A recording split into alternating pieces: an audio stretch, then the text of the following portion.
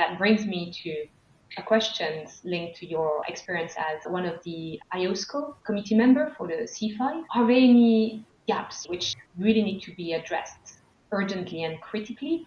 Yes, so there is a process more or less established at this point for which international standard setting bodies they have, I would say, a very strong influence into what national regulators do. Now, these standard setting bodies are effectively committees composed of those same national regulators, which contributes into those committees.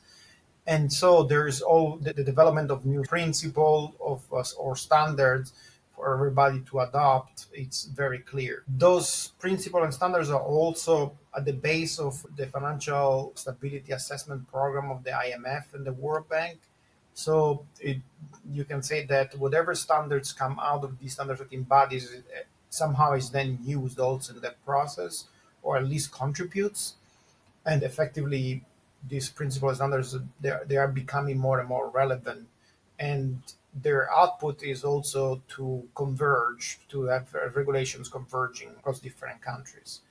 Having said that, of course, the way that things work is never easy. The last example is that the Financial Stability Board, which is a part of Basel system, effectively has provided, such as IOSCO did, provided very defined basic rules that should be put in place for crypto assets and stable coins, and be certain operational risk or systemic risk that should be already start to be addressed by national regulators. But nevertheless, there's a lot of regulators out there, especially in the emerging markets and developing countries part of the world, in which they have not done so, and so they will even struggle to adopt new regulations. And so what is emerging is that there is a lot of need for international cooperation, especially in the new technologies driven type of financial services. The systems which sits in one country and the clients are all over the world, or the firm is actually sitting in different parts of the world, that we have seen with some of the largest crypto exchanges, and the clients are as well are all dispersed. That by definition requires a stronger collaboration and more convergence of rules to avoid the regulatory arbitrage. That is something that the community of regulators is insisting on, at least on paper, at a high level.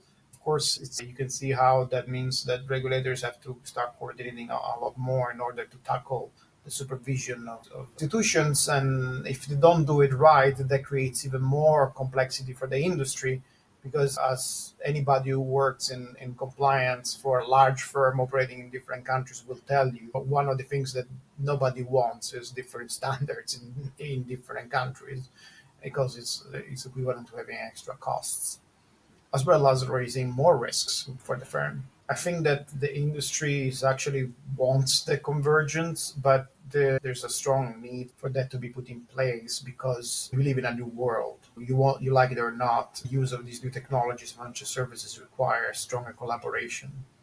And I will probably add something on that point, the connecting to what we discussed earlier regarding artificial intelligence. One of the things that not many people understand, for example, the development of crypto assets, which seems to be localized in certain countries, but the clients are all dispersed, and that creates effectively the issue of cross-border supervision. With adding artificial intelligence to that process, also adds something which is cross-sectorial.